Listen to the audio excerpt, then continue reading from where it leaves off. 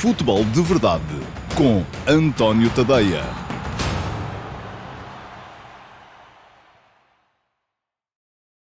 Ora então, olá a todos, muito bom dia. Sejam muito bem-vindos à edição número 48 do Futebol de Verdade para a temporada de 2023-2024. Continuamos em pausa para reflexão.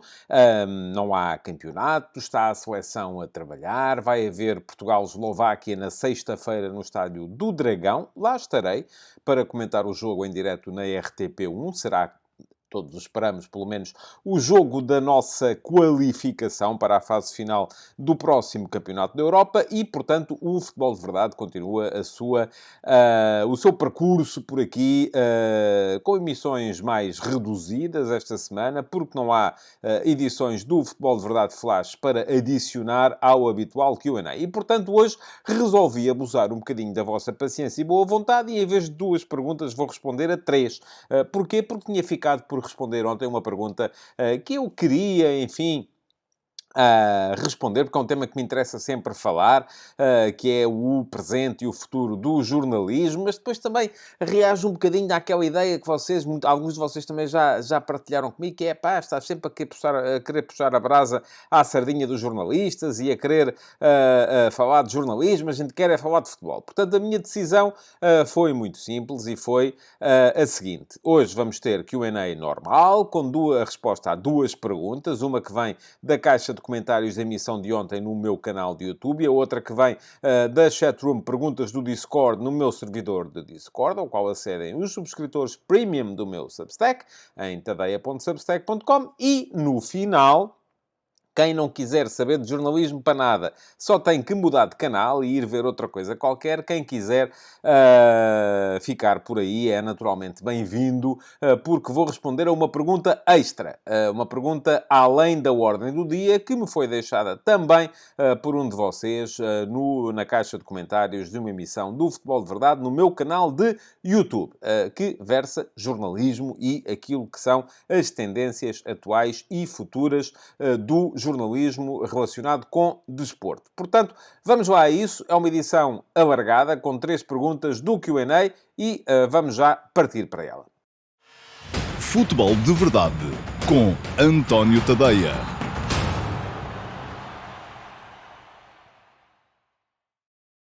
Ora, então vamos lá responder às perguntas que foram ficando não só por aqui, na caixa de comentários das edições do Futebol de Verdade no meu canal de YouTube, e volto a chamar a vossa atenção que não é no live chat. Eu não consigo recuperar as perguntas que me deixam no live chat.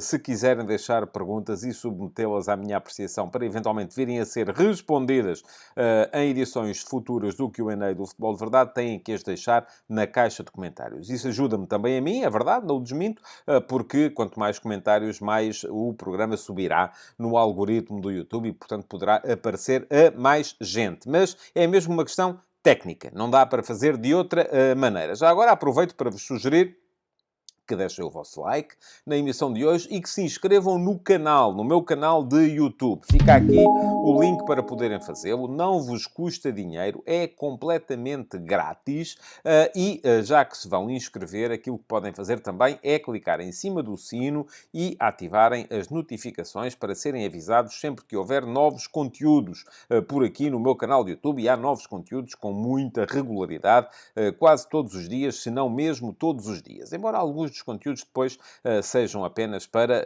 membros premium também do Clube do Canal, e também podem subscrever o Clube do Canal, embora se já forem subscritores do meu Substack, em tadeia.substack.com, não tenham nenhuma vantagem nisso. Já vos estou desde já a dizer. Bom, já está à vossa frente a pergunta que selecionei entre as que ficaram na emissão de ontem do Futebol de Verdade, e é uma pergunta que vem do Cláudio Mafra e é comprida. Vamos lá então ler isto tudo. Pergunta ao Cláudio o seguinte: boa tarde, António. Olá, Cláudio, bom dia. No Benfica vive-se um pouco na incerteza / dúvida sobre o que realmente se passa com a equipa. Se na época passada havia uma aposta clara num 11 que gerou e consolidou rotinas que nem nas taças mudava, agora é um sem fim de alterações sem continuidade que não ajuda a estabilizar a equipa nem a integrar os reforços, que umas vezes jogam de início e noutras estão na bancada. E agora vêm então as perguntas, depois desta consideração inicial. Está Schmidt refém dos jogadores que quis na equipa? Não seria mais fácil, nesta altura, simplificar, colocando jogadores que já se conhecem bem nas posições corretas e depois ir acrescentando a qualidade dos reforços? Já agora, o que pensa das férias dadas? Não me parece que nesta altura haja cansaço ou saturação que justifique. Ou será que há? Não seria momento de trabalho extra? Para finalizar, o que estaria a pensar Rui Costa no final do jogo com o Estoril? Aquela expressão são más notícias para quem? Ou será que estava a pensar que renovou cedo demais com o treinador? Bom, Cláudio, muito obrigado por esta resma de perguntas que me deixou aqui.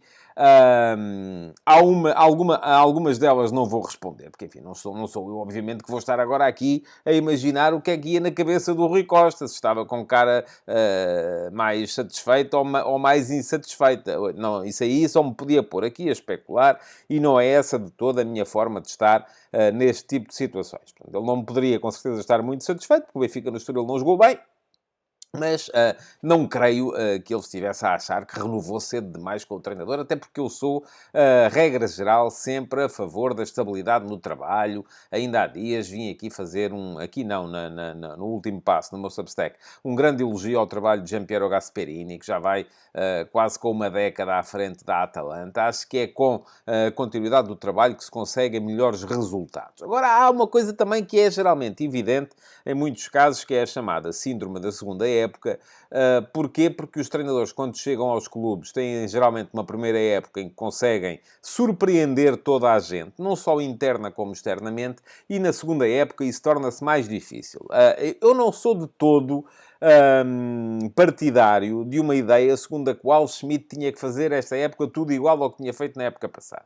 Porquê? Porque os adversários começam a perceber como é que a coisa funciona, começam a encaixar melhor e aquilo torna-se mais difícil. Uma equipa que não evolui de uma realidade, mesmo que seja uma realidade vencedora, que não muda enquanto está a ganhar, muito provavelmente vai ter que mudar a perder e torna-se mais difícil mudar a perder. Portanto, mudar seria mais ou menos uma inevitabilidade. E era uma inevitabilidade não só em função da perda de jogadores importantes, como foi no final da época a perda de Gonçalo Ramos e de Grimaldo, como já tinha sido em janeiro a perda do Enzo Fernandes. Portanto, a mudança seria na equipa do Benfica uma inevitabilidade, que eu acho que seria mais ou menos... é como respirar, é como colocar uma perna à frente da outra para andar. Era preciso, o Benfica tinha de mudar. Agora, se a mudança está a ser um bocadinho mais complicada do que seria de prever, eu acho que isso se deve a uma série de razões. E deixe-me só dizer que no último passo de hoje escrevi um bocadinho sobre isso, sobre a permeabilidade defensiva do Benfica. E fica aqui o link para poderem ler o texto. É daqueles que é para subscritores gratuitos do meu Substack. Portanto, toda a gente pode ler. E o texto serviu um bocadinho para desmistificar uma ideia que estava a começar a ficar enraizada nas pessoas, segundo a qual o Benfica este ano estava a sofrer mais golos porque tinha perdido capacidade de pressão na frente. Eu não acho nada que seja esse o caso. E, aliás, foi isso que... Primeiro, porque nunca achei que o Benfica fosse uma equipa fortíssima em pressão alta. E quem me acompanha desde o ano passado, quando o Benfica estava a ganhar, lembrar-se-á com certeza de me ouvir dizer isso e de me ver escrever isso. Quem não quiser acreditar, basta ir ao Substack e fazer a pesquisa aos textos que por lá estão. Eu sempre achei que o Benfica do Schmidt era uma equipa muito forte em reação à perda, mas não era uma equipa assim tão forte em pressão alta. E qual é a diferença? Perguntam vocês. Bom, a diferença é que a reação à perda faz-se... É a transição defensiva. São aqueles 6, 7 segundos após o momento da perda da bola. E sendo o Benfica uma equipa que ataca geralmente com muita gente concentrada no quadrante em que a bola está, acaba por ver facilitada por uma questão... E não é tanto uma questão de organização, é uma questão quase sanguínea, é uma questão de reação mesmo. Tem muita gente na zona da bola quando a perde. É relativamente mais fácil abafar o adversário nesse momento do que é impedir o adversário de construir quando tem que se defender o campo todo e não apenas aquele quadrante. Aí é preciso outro tipo de argumentos que eu acho que o Benfica não tinha na época passada e continua a não ter esta época. Portanto, não me parece de todo que este Benfica esteja mais permeável do ponto de vista defensivo porque perdeu o Gonçalo Ramos, que era quem fazia a pressão.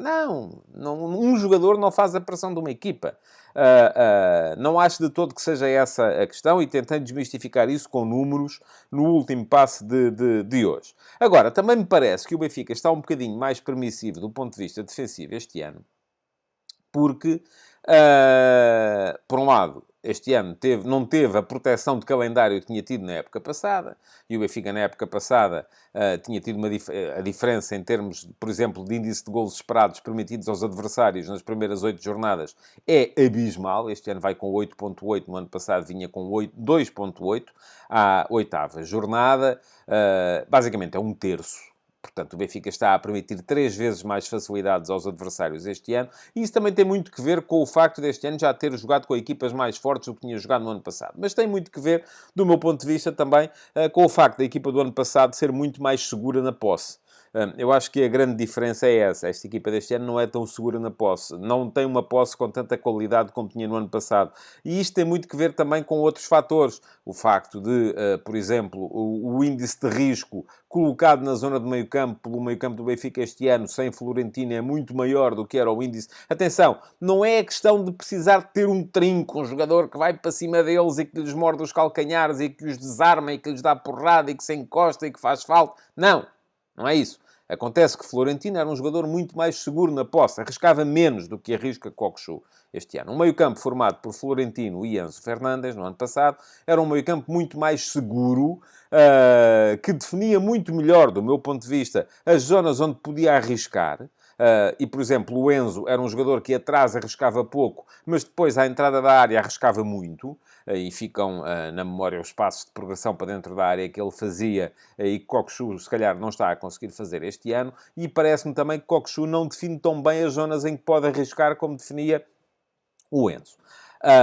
E, portanto, aqui a questão não é tanto, como diz o Cláudio, de introduzir o talento nas posições. Enfim, a posição do Cockchu já era esta, no Feyenoord. É verdade que há 2 anos, talvez ele, quando ainda lá estava o Orsnes, talvez ele fosse uma espécie de terceiro médio. Nem sempre era. Era mais segundo médio com o Orsnes. Este ano está a ser segundo médio no Benfica também. Pronto, pode ter a ver com o outro médio, em que era Florentino e este ano é o João Neves, que é um jogador também, embora perca pouca bola, é um jogador que também introduz algum risco a mais, se calhar, mais atrás no campo. E eu acho que isso tem um bocado a ver. Portanto, não tem muito que ver com aquilo que está a dizer o Cláudio, do meu ponto de vista, claro, e o meu é o meu, o seu pode ser o seu, mas tem muito que ver também com o facto de a equipa estar a perder, a ter menos qualidade na posse do que tinha na época passada. Agora, para responder muito concretamente às perguntas que me deixou,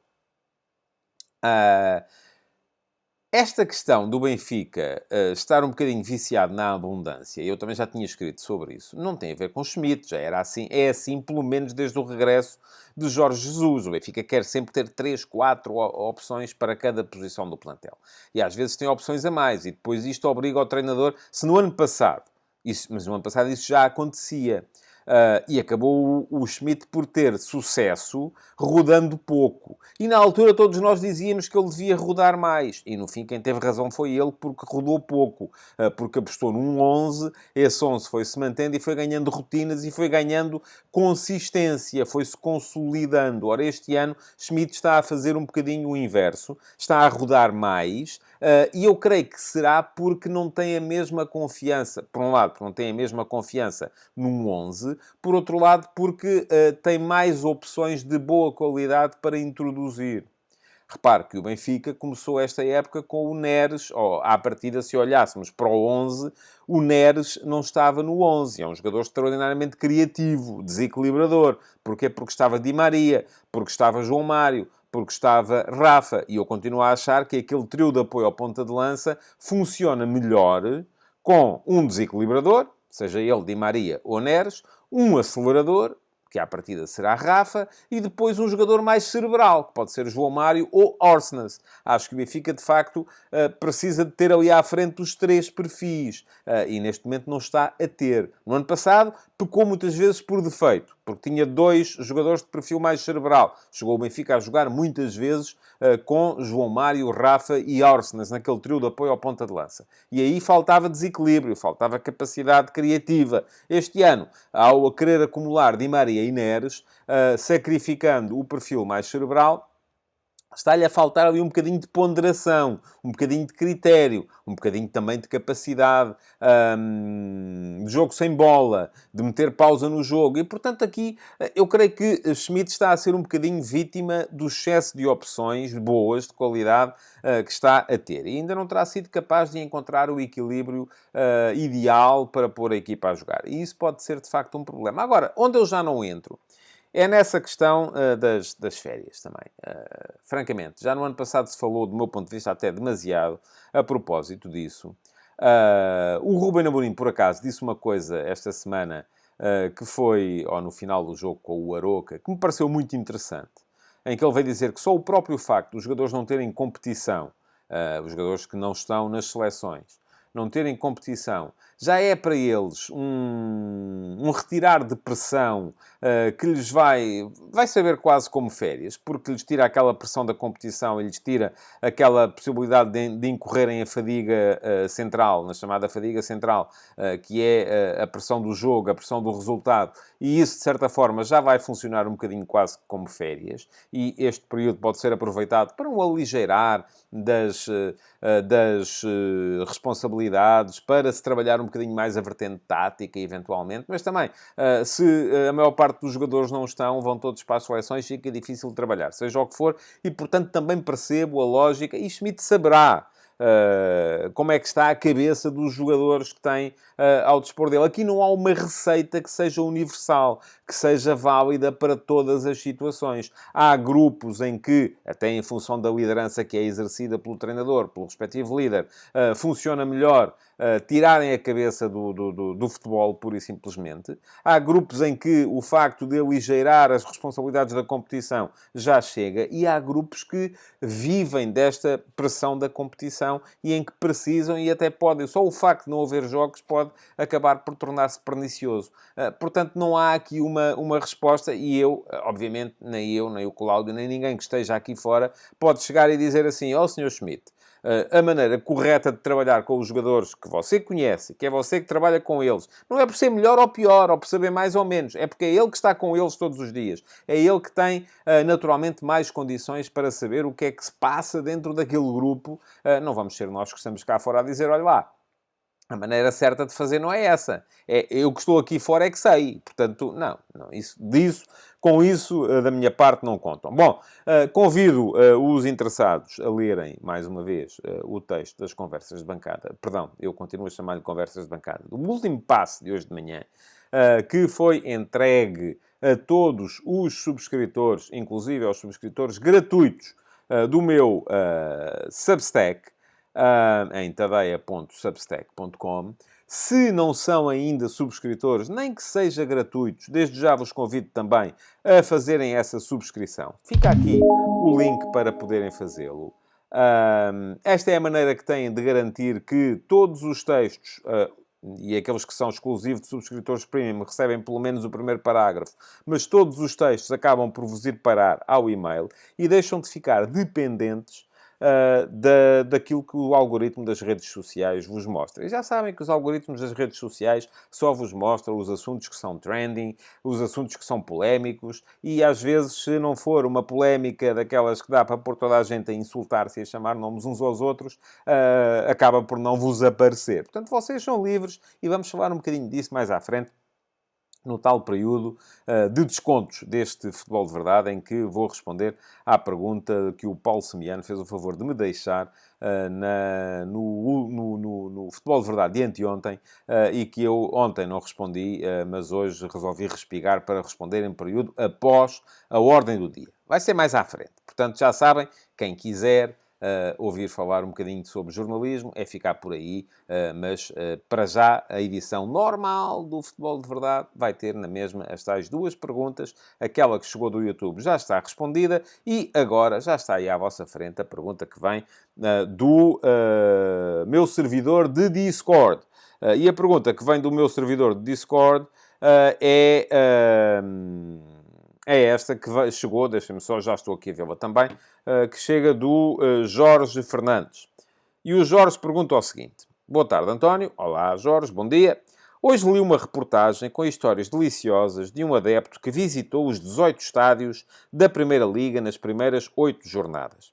Dei por mim a pensar por que raio é que os clubes continuam a limitar a entrada de adeptos nos seus estádios.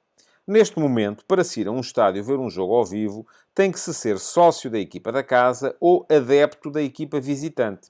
Esta regra dos 5% é absurda quando a maior parte dos estádios estão vazios. Sem começar a cativar o espectador ocasional a ir ao estádio, vamos continuar com os estádios vazios. A massa adepta dos três do costume é enorme e sempre será, mas convém começar a pensar também em quem não é fanático e gosta de ir ao estádio ver um jogo de futebol em que a sua equipa de coração não joga. Muito obrigado, Jorge, por esta explicação. Eu também li. Deixe-me só enquadrar quem não sabe. A reportagem é uma reportagem feita pelo... E eu tive o cuidado de lhe perguntar hoje de manhã se ele ainda era jornalista ou não. E já não é. Mas já foi. E dos bons.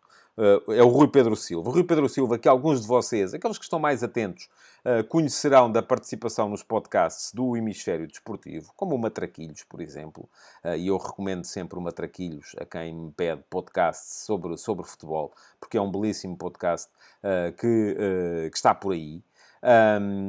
E o Rui Pedro Silva foi jornalista. Eu creio que chegámos a... enfim, acho que já não chegámos a coexistir no Record, porque ele passou pelo Record, mas eu já tinha saído, sim, já tinha saído, definitivamente, porque eu ainda estive um período na 10, mas nem foi nesse período em que eu estive na Record 10, ele depois chegou ao Record, foi editor adjunto, creio eu, no jornal I, ainda passou pelo Mais Futebol, mas entretanto entregou a carteira e já não é jornalista, faz podcasts e resolveu fazer esta reportagem que publicou num portal que é dele, portanto, enfim, é um bocadinho, faz um bocadinho aquilo que eu faço, está fora dos meios de comunicação tradicionais, dos mass media convencionais, dos mainstream media, e vai fazendo coisas por aí, porque, lá está, há muito por aí quem não queira ceder àquilo que são as pressões do mainstream media. E o mainstream media, neste caso, o que é que quer? Quer visualizações, escala, polémica, vídeos virais, enfim, e muitos de nós, enfim, acham que o jornalismo não deve ser isso. Quem pode fazer outras coisas, faz outras coisas, mas já vamos também falar um bocadinho mais sobre isso mais à frente. Só para vos dizer que sim, vale a pena lerem a reportagem. Eu vou deixar aqui, vou fazer uma coisa que nunca fiz até hoje, que é deixar aqui um link para quem quiser ler a reportagem feita pelo Rui Pedro Silva a propósito da visita que fez nas primeiras 8 jornadas de campeonato aos 18 estádios da Primeira Liga, como adepto, foi como adepto a todas elas, tem histórias muito interessantes para contar, e é um bocadinho aquilo que eu acho que deve ser o jornalismo, porque é contar histórias às pessoas, as pessoas é que não querem, às vezes olham para, isto é muito longo, não tenho tempo, não estou para isso, o que é que eu quero? Quero é alguém que... O Otávio que veio dizer que... O Otávio do Famalicão, que então não fui eu o melhor defesa da Liga, devo jogar basquete, não é? E depois veio o Diomando não disse nada, ficou caladinho e fez ele muito bem. A propósito desta polémica toda, e depois vêm os adeptos, uns chamam nomes ao Otávio, outros defendem o Otávio e dizem que sim, senhores, ele é que tinha que ser, e isto é que as pessoas querem, porque isto é que interessa. Porque é a possibilidade que temos todos nós de nos tornarmos um bocadinho mais boçais, de nos tornarmos todos nós um bocadinho mais ignorantes, um bocadinho mais mal comportados, um bocadinho mais indignos. E é isto que esta obsessão pela escala, que, volto a dizer, é necessária, porque se convencionou que, hoje em dia, o jornalismo não é digno de ser pago. e como o jornalismo não é digno de ser pago, e como é preciso termos conteúdos gratuitos, eles só são viabilizáveis através da publicidade, e a publicidade paga, sobretudo, aquilo que tem muitas visualizações, e o que tem muitas visualizações é o que é viral, o que é boçal, o que é indigno, é isso que acontece. Portanto, já me estou a perder, já estou a entrar um bocadinho também na terceira pergunta. Aquilo que acontece muitas vezes é que as histórias, aquilo que é a essência da reportagem, está afastado daquilo que é o mainstream media, daquilo que é o jornalismo, e é pena. Eu digo que é pena, porque eu tenho muito gozo e também tive muito gozo a ler a reportagem feita pelo Rui Pedro Silva, que espero que o leve a pensar que vale a pena fazer este tipo de histórias. Mas para responder à pergunta que aqui ficou, que o Jorge aqui deixou, sim, tem toda a razão. Eu não acredito num futebol que afasta ou que aliena o seu público. Não faz nenhum sentido. O futebol em Portugal está... E não é só em Portugal, eu acho que é um bocadinho por todo o lado. A diferença é que chegamos... É praticamente impossível, por exemplo, conseguir bilhetes para ir ver os jogos da Premier League. Porquê? Porque a maior parte dos estádios já estão cheios com as pessoas que são os season ticket holders da equipa da casa. Depois são entregues bilhetes à equipa adversária e, portanto, o adepto neutro ou vai para os corporate seats, que são muito caros, ou então não tem praticamente hipótese para ir ver um jogo na Premier League. E em Portugal, a diferença de Portugal para a Premier League é que lá há muito mais gente. E há muito mais interesse internacional e, portanto, há muito mais capacidade para encher os estádios. Em Portugal, nós chegamos ao ridículo, e eu volto a dizer, isto é ridículo, de termos estádios em que a massa adepta da equipa da casa não chega para ocupar os 95% a que tem direito, e em que a equipa da casa entrega os 5% à equipa adversária. E depois, para não correr, sobretudo quando são jogos em casa contra os grandes, para não correr o risco de ver os adeptos dos grandes irem comprar os bilhetes que seriam, vamos chamar-lhe assim, para o público em geral, para os adeptos neutros, acabam por optar. Isto é tão estúpido que parece que é mentira. Acabam por optar por ter o estádio meio vazio para não correr o risco de, sendo jogos em casa, terem a maioria, ou pelo menos quase tanta gente, a apoiar a equipa que os visita como a que os está a apoiar a eles. Isto não é caminho de crescimento do futebol enquanto atividade lúdica que nos interessa a todos. É o que eu acho. Agora, haverá por aí muita gente que vem defender isto com unhas e dentes, porque é a única maneira que equipas como um Braga, enfim, não sei se é o caso, como um Braga, como um Boa Vista, como um Famalicão, como um Aroca, como um Rio Ave, enfim, não sei destes quais é que fazem isto e quais é que não fazem, ou se fazem todos ou não fazem todos. Não estou aqui e peço-vos, por favor, não fiz essa investigação e, portanto, peço-vos, por favor, que não levem agora este name dropping que eu estou aqui a fazer à letra. Mas e há quem defenda isso com unhas e dentes e venha dizer, sim senhor, é assim que tem que ser. Porque os grandes não podem mandar nisto tudo. Mas o caminho, meus amigos, não é esse, não pode ser esse. O futebol tem que ser também para o adepto neutro, para o adepto que gosta de futebol. E depois queixamos, os portugueses não gostam de futebol, gostam é dos clubes. Pois está claro, então se eles não podem ir ver o futebol, a não ser que sejam do clube A ou do clube B... Eu já vos contei que aqui há tempos, acho que já contei, mas vou contar outra vez e vou com esta questão colocar um ponto final na minha resposta a esta pergunta do Jorge. Aqui há um par de anos, enfim, o meu amigo César Peixoto era na altura treinador do Varzim. E fazia anos. Calhou, curiosamente, no dia de aniversário do César. O Varzim vinha jogar à Cova da Piedade, com o Cova da Piedade. E eu, estava um dia de calor absurdo. Mas, enfim, pensei assim, peguei no meu filho e disse, olha, vamos ao futebol. E fomos ver o Cova da Piedade de Varzim. Metemos-nos no carro e fomos ali à Cova da Piedade para ir ver o Cova da Piedade de Varzim. Chegámos lá, fomos para ir comprar bilhetes. E quando chegámos à bilheteira, a senhora que estava na bilheteira pergunta-me assim, então, mas, desculpe lá, você é do Cova da Piedade ou é do Varzim? Eu disse, olha, eu não sou nem de uma coisa nem da outra. Eu vim ver a bola, só. Ai, não pode. Porque se é do Cova da Piedade, não paga bilhete. Vai para esta bancada assim, assim, assim. E é de Borla, não se paga. Se é do Varzim, paga e vai para aquela bancada assim, assim, assado. Eu disse, olha, sei lá. Quais é que são as bancadas? E vi e escolhi a bancada para onde queria ir, porque estava um calor. E acabei por escolher mal, porque estava um calor absurdo e ficámos ali com o sol a bater-nos de frente. E foi dureza aguentar aquele calor naquela bancada para ver aquele jogo.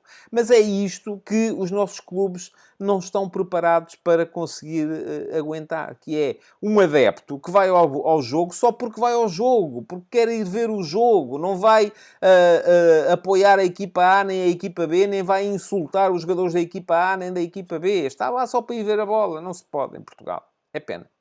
É pena, mas não se pode. E, de facto, Jorge tem toda a razão. Isto não é caminho. Bom, e com isto, fazemos a transição, embora já tenha deixado aqui alguns lamirés sobre o tema, para a terceira pergunta do dia, que já está aí à vossa frente. E eu estava só aqui a ver se ainda me faltava algum link, creio que não. Já está aí à vossa frente. É uma pergunta que me foi deixada pelo Paulo Semiano na edição de anteontem do Futebol de Verdade, que ontem não respondi, mas tendo em conta até a recepção de que foi alvo e merecida a Seleção Nacional do Rugby ontem à noite no aeroporto, achei que podia responder hoje. Pergunta ao Paulo Semiano, e já vos disse, quem não quiser ouvir falar de jornalismo pode mudar de canal, porque é disso que se vai falar daqui até a final, mas é extra programa, portanto, já respondi às duas perguntas a que estava, vamos lá, obrigado pela agenda. Pergunta ao Paulo Semiano o seguinte: olá António, olá Paulo. Em semana da seleção vou buscar o tema de como é visto o desporto pelos meios de comunicação e dando o exemplo das capas, e não lhes chamo capas, que eu embirro com isso e quem me segue sabe disso perfeitamente. São primeiras páginas, os jornais não têm capas. Os livros e as revistas é que têm capas. Mas diz o Paulo, dando o exemplo das primeiras páginas e suas notícias sobre a vitória de Portugal no rugby. Temos 3 jornais desportivos, mas apenas um colocou a seleção como destaque. Mas em todos eles, as notícias dentro dos jornais foram pequenas, de uma página, em alguns casos. E isto leva-me a questionar, a única primeira página foi para ficar bem na fotografia? E as notícias no interior dos jornais? Isso é um problema geral dos jornais terem poucos jornalistas ou de terem poucos jornalistas fora do âmbito do futebol? Ou simplesmente um pouco de ambos? Muito obrigado. Obrigado eu, Paulo, pela sua pergunta. Tirando o facto de ter chamado capas às primeiras páginas. Mas, enfim, os próprios jornais hoje já chamam capas àquilo porque se gerou aqui um bocadinho aquela ideia. E ainda no outro dia, a propósito de outra coisa qualquer, eu estava aqui em debate com uma série de amigos a propósito de escolas gráficas e daquilo que é hoje a escola gráfica que manda nos jornais, que é aquela salgalhada de ter bonecos grandes, bonecos pequenos, uns a entrar por cima dos outros. Parece que estão ali uns a dar cotoveladas, outros a dar murros, enfim, eu não gosto nada disso, sou muito tradicionalista, sou o chamado bota de elástico no que toca a primeiras páginas de jornais, não evoluí, pronto, é assim, fiquei lá atrás, parado no tempo, mas nesse aspecto, pelo menos, mas gosto pouco daquilo que é mais chamativo, conforme a malta gosta de ver, que é muitos recortes, muitos bonecos, enfim, não é a minha escola, pronto. Ficam desde já a saber. Mas, tirando isso, acho que acertou na mousse nas questões que aqui coloca. Primeira questão, e eu já disse isto aqui algumas vezes. Rejeito em absoluto aquilo que é a avaliação do produto jornalístico pela sua primeira página. Mas é isso que 95% das pessoas gosta de fazer. Nenhum de vocês pega num livro, e eu vou pegar aqui num livro qualquer, à sorte, deixem cá ver, olha, bem este, porque este é fixe. E diz assim, olha, este livro, o Ajax Barcelona Cruyff, que é um livro que tem uma coletânea de entrevistas do Johan Cruyff à rádio neerlandesa, é muito fixe. Tem uma capa muito fixe. Mas se a capa fosse com o Cruyff ao pé do Neeskens, era melhor. Aí é que era um livro... Não, ninguém diz isso, pois não. Então, porque é que os jornais hão de ser avaliados pelo embrulho? Não têm que ser avaliados pelo embrulho. Eu gosto de avaliar os jornais por aquilo que está lá dentro. E muitas vezes, segunda coisa que eu gosto de rejeitar, e que rejeito sempre, que é a noção da primeira página dos jornais como o quadro de honra das escolas secundárias. Quem vai para o quadro de honra das escolas secundárias são os meninos que têm melhores notas. São os que merecem. Os que têm mais assiduidade. São os que merecem. Os que têm melhor comportamento. São os que merecem. A primeira página de um jornal não se faz em função dos mesmos atributos. Não é quem merece que vai para lá. É quem justifica. E a primeira página de eu costumo dizer que a primeira página de um jornal, num ambiente saudável, devia ser aquilo que é notícia. O que é novo? O que é que eu tenho para dizer às pessoas que as pessoas não sabem? Que é para as levar depois a comprar o jornal para irem consultar o seu interior e perceber, olha, deixa cá ver, afinal de contas, estão-me aqui a dizer que, por exemplo, aquilo que eu vos disse há bocado, que o problema do Benfica, o Benfica não está a defender pior, não está a fazer pior a pressão alta, está a gerir pior a posse de bola. Deixa cá saber mais sobre isto, não é? Aí há uma novidade. Estou a dar-vos uma novidade. E a seguir, espero que vocês tenham a curiosidade de querer saber mais sobre aquela novidade. Infelizmente, e digo infelizmente porque não é nisso que eu me revejo, tudo aquilo que foi a evolução do panorama dos média, e sobretudo dos média mainstream, levou-nos no sentido inverso, em que o que está nas primeiras páginas, para muitos dos consumidores é quem merece. Assim, o não sei quantos ganhou, o Miguel Oliveira ganhou uma prova de motociclismo. Tem que estar na primeira página. Está bem, mas se eu já havia prova de motociclismo, o que eu quero lá dentro, o que eu quero é ter no jornal, se eu já vi, já sei que ele ganhou, vou ter uma primeira página a dizer que ele ganhou. Então vocês já sabem. Sobretudo depois, quando também sabem que aquilo que está lá dentro do jornal é igual ao que é sempre, que é meia página, feita por um tipo que está em casa a ver na televisão, tal como vocês viram, e que, pronto, tem um bocadinho mais de conhecimentos que todos nós temos sobre a matéria, mas que não nos acrescenta nada, porque não tem espaço, porque não tem tempo, porque não há investimento, porque não há capacidade para o ter lá, a falar com o Miguel Oliveira no final da competição, a cheirar aquilo que se passou, a sentir aquilo que se passou. E dizem-me vocês, pois, isso é que está mal. Pois é. E porquê é que está mal? Não é? Aí vamos à questão, e eu vou ter que olhar aqui outra vez para a pergunta do Paulo, que me pergunta, as notícias no interior dos jornais são um problema geral dos jornais terem poucos jornalistas ou de terem poucos jornalistas fora do âmbito do futebol? Eu acho que é um bocadinho das duas coisas e ainda lhe junto mais uma, que é não têm capacidade financeira para estar presente nos grandes acontecimentos. E isso, meus amigos, vem do quê? Isto é a pescadinha de rabo na boca perfeita. Porque é o círculo vicioso perfeito. Porquê? Porque o jornalismo, e eu deixo-me só ver se eu tenho aqui, se eu consigo chegar aqui à cábula que foi feita aqui já há uns tempos, e acho que vou conseguir, não há de ser difícil. Enfim, desculpem lá, estou aqui a recuar. Já devia ter isto aqui à frente, mas não estava preparado para isso. A questão é que há aqui um ciclo vicioso que é, sabemos perfeitamente que o jornalismo depende na sua viabilização. Fazer jornalismo custa dinheiro. É preciso pagar as instalações, é preciso pagar, no caso das televisões, o material técnico, no caso dos jornais, o papel, a impressão, a distribuição, é preciso pagar os salários dos jornalistas, porque também, enfim, também tem renda de casa e escola dos miúdos e, enfim, tudo isso para pagar ao fim do mês. É preciso pagar as despesas com reportagem, porque eu imagino, ainda há bocado falámos daquela reportagem do Rui Pedro Silva, que foi visitar os 18 estádios da primeira divisão. Aquilo custou-lhe dinheiro a fazer. Ele teve que pagar o gasóleo para ir aos estádios, teve que pagar os bilhetes, teve que despender o tempo, não é? Que podia ter sido gasto a fazer outras coisas. Tudo isso é uma variável financeira que é preciso ter em conta. E como é que se paga isto tudo? Paga-se isto tudo através de, enfim, basicamente duas coisas. Publicidade e receita de venda do produto. Ora, se cada vez mais se convenciona que eu posso, para ir ao café, beber um café e comer um pastel de nata, tenho que pagar, mas para ler notícias não pago, porque são de borla, cada vez mais estamos a virar-nos para o lado da publicidade. Portanto, vocês dizem assim, eu não pago por jornalismo porque a publicidade paga por mim. Portanto, não me venham cá com essa treta de ter que pagar, que isso aí eu não pago nada. Está de borla, na net, vou ao Facebook e pimba, aparece-me ali, não é? Vou agora estar a pagar. Para quê? Não é? A diferença é que eu, para beber um café e comer um pastel de nata, não tenho nenhum café que me ofereça. Porque se eu tivesse algum café que me oferecesse, se calhar eu ia lá, em vez de ir aqui ao café de baixo. não é? O jornalismo há muita gente a oferecer. E depois não temos a noção que, enquanto consumidores do produto, ao assumirmos essa opção, por dizer assim, não, eu cá não pago. Eu não pago porque basta-me ir ao Facebook, basta-me ir ao Twitter e aparecem-me as notícias e são de borla, vou agora estar a pagar. Agora, a questão é que aí, pensarmos assim, o que é que me aparece? E eu vou-vos dizer. Agora, nestes últimos dias, até nos aparece o rugby, porque foi assunto trending topic. É um assunto que estava na moda. Eu, que na qualidade de Rugby Dad, já ando atrás de equipas de rugby ao fim de semana, desde que o meu filho tinha 8 anos, e mantenho hoje que ele já fez 19, e já é sénior. Mas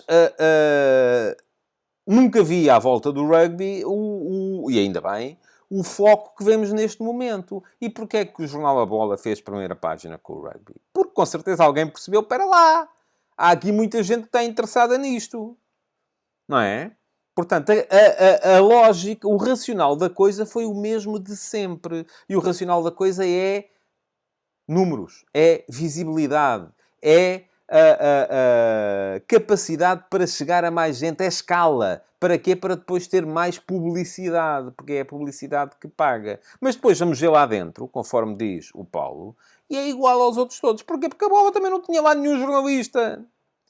Não tinha capacidade, eu que eu saiba, enfim, não, fui acompanhando o trabalho que foi sendo feito pelo Francisco Isaac no Twitter, a propósito do Mundial de Rugby. Não sei se foi o único jornalista português presente lá no Mundial. Sei que houve outros que foram ver jogos, eu não fui porque não pude, também gostava de ter ido, mas iria como adepto e não como jornalista.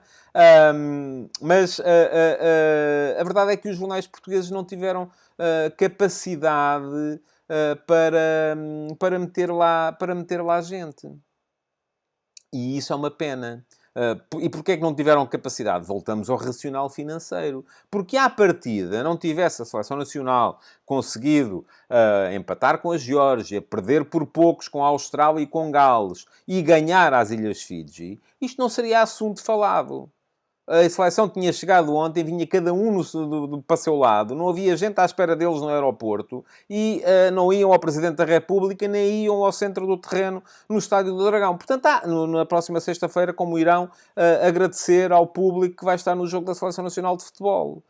Portanto, há aqui alguma meritocracia envolvida. Claro, eles foram trending topic porque fizeram bons resultados. Foram primeira página porque fizeram bons resultados, sim. Mas isso, infelizmente, não chegou para que o jornalismo acompanhasse com a dignidade que aquilo devia ser acompanhado. E a dignidade, meus amigos, não se faz por ter mais uma primeira página ou menos uma primeira página. Faz-se pelo trabalho que está feito lá dentro. Eu não compro os jornais para ver a primeira página. Isso eu vejo no quiosque. Não preciso de comprar. Eu compro os jornais para ler o que está lá dentro. E o que está lá dentro foi tão pouco profundo, tão fraco como é sempre. E isso é uma pena. E porquê é que é tão fraco como é sempre? Porque não há perspectiva de poder vir a gerar receita que pague a despesa que envolve ir lá. Porque nem toda a gente pode fazer aquilo que fez o Rui Pedro Silva no seu tempo livre, que é despender de algum do seu orçamento normal para ir fazer uma reportagem que lhe custa dinheiro sem estar à espera de retorno. As grandes organizações, os jornais, os média convencionais, os mainstream media, quando se metem... Eu já fui decisor deste tipo de coisas. Enfim, já não estou na direção de nenhum jornal desde 2014, mas já estive na direção de 2 jornais, de uma revista, fui chefe de redação em outros 2, portanto, enfim, não, já tive que decidir muita coisa. Gostava muito de ir, mas não posso, não tenho orçamento. Não há maneira. E porquê é que não há orçamento? Porque, infelizmente, não há receita. E não havendo receita... E aqui é por isso que eu digo sempre que nestas coisas o jornalismo desportivo em Portugal está pelas ruas da amargura. E é uma pena que muitos bons produtores de conteúdo tenham que se afastar do jornalismo para continuarem a fazer jornalismo. Isto é um bocado isso. É um bocado assim. Para poderem fazer bom jornalismo, reportagem, muitas vezes têm que ir eles próprios à procura de apoios através de patrocínios. E para isso têm que entregar a carteira profissional. porque não é compaginável uma coisa com a outra. Eu não posso ter a carteira profissional e andar à procura de patrocínios. Neste momento, conforme vem o Futebol de Verdade, não tem patrocinador, teve na época passada, porque na altura paguei a uma pessoa para estar a tratar disso. Neste momento não tenho capacidade para pagar e, portanto, não há patrocinador, porque eu também não posso ir à procura. Não é? E, portanto, aquilo que acontece é que muitas vezes as pessoas têm que se afastar do jornalismo para poder fazer jornalismo. É uma coisa estúpida, mas é a verdade. Infelizmente é a verdade. E não há grande maneira... Eu gostava de ver a classe jornalística a refletir mais sobre isso, porque há aqui muita culpa que é nossa. Enquanto classe, enquanto classe que estipula as regras da Comissão da Carteira, enquanto classe que estipula o estatuto editorial dos órgãos de comunicação, enquanto decisores, e muita culpa foi minha também. Nós apostámos claramente no cavalo errado quando decidimos começar a colocar conteúdos gratuitos na internet ainda no final do século passado. Não era esse o caminho, não podia ser esse o caminho. Eu hoje sei disso. Na altura não sabíamos. Na altura, antes do estouro dos .com, antes do estouro da publicidade digital, achávamos todos que a publicidade digital ia pagar o jornalismo e ia permitir-nos fazer jornalismo de qualidade.